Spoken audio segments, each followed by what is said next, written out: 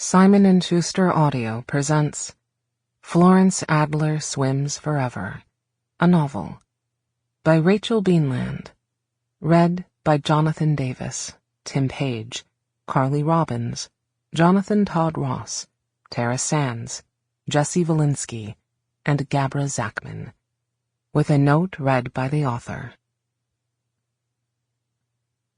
June, 1934.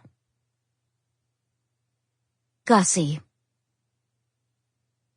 Gussie Feldman didn't enjoy swimming, but she did like to lie on the wet sand in the shadow of Atlantic City's steel pier and wait for the tiniest ripple of a wave to wash over her. If she positioned herself just so, her body rose with the incoming tide, and for a brief moment, she felt weightless. She was lying in just such a manner, staring up at the bright blue sky, when her Aunt Florence's face came into her field of vision. "I discovered a lovely note when I arrived home," Florence said. "I want to give my compliments to the artist." Gussie grinned.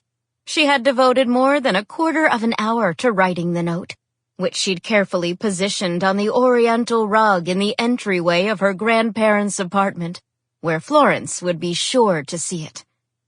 With her colored pencils, she had written in big purple letters, "Dear Florence and Anna, we are at the beach.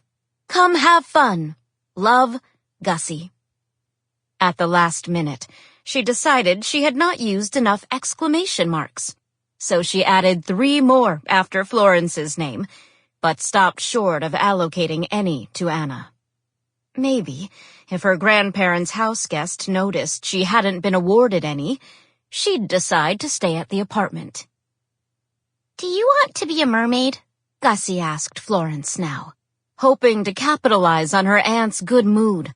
Sometimes, if Gussie asked sweetly, Florence would cross her legs at the ankles and pretend the two of them were mer-people, out for a swim around the Tongan Islands, which Gussie had read about in her picture book, Fairy Tales of the South Seas.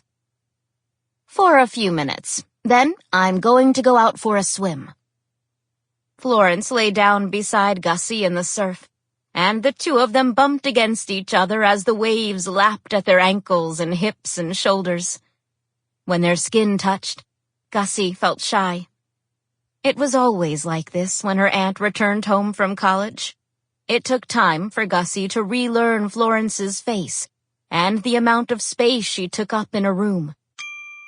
Sample complete. Ready to continue?